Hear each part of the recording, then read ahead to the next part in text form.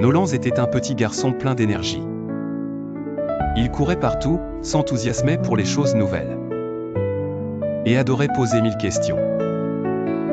Mais il y avait une chose que Nolens n'aimait pas du tout, qu'on lui demande de faire quelque chose.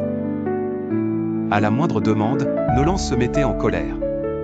Il criait, il boudait, il refusait d'écouter. À la maison, les jouets de Nolens s'éparpillaient partout, des petites voitures sous la table, des peluches dans la cuisine. Des livres sur le canapé.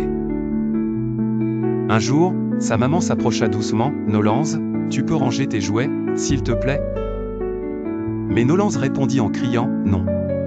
Je ne veux pas. » Son papa, inquiet de voir Nolens si fâché, essaya de lui expliquer « Écoutez, c'est important, Nolens.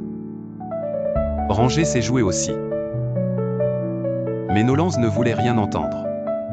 Il se fâcha encore plus. « Je m'en fiche », pensait-il dans sa tête. Ses parents décidèrent alors de le laisser s'asseoir seul, pour qu'il puisse se calmer. Nolens se sentit triste, il ne comprenait pas pourquoi il était là tout seul pendant que ses parents semblaient fâchés. Au bout d'un moment, ses parents vinrent s'asseoir à côté de lui. Ils ne criaient pas, ils ne le grondaient pas. Ils se mirent à sa hauteur et lui parlèrent doucement. « Nolens, tu sais, nous ne sommes pas méchants. Nous t'aimons fort. Mais nous devons t'aider à grandir et à comprendre que certaines choses sont importantes à faire, même si on n'en a pas envie. » Nolens baissa les yeux. Il murmura, « Je me mets en colère parce que je ne sais pas comment dire ce que je ressens.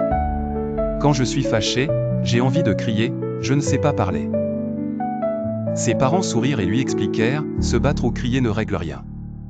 Les mots sont plus puissants que les cris.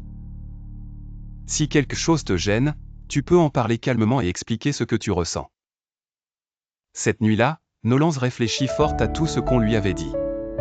Il se promit d'essayer. Le lendemain matin, son papa lui demanda gentiment, « Nolens, peux-tu ranger tes jouets avant le petit déjeuner ?» Nolens sentit la colère monter, mais il se rappela de respirer fort, comme on lui avait appris. Cette fois, Nolens dit, « Je n'aime pas ranger, mais je vais essayer. » Son papa fut très fier. Sa maman vint le féliciter. Nolens ne s'était pas battu. Il avait parlé avec ses mots. Il se sentit heureux et soulagé. Il comprenait que parler aidait à se faire comprendre. Il n'avait pas besoin de crier pour que ses parents l'écoutent.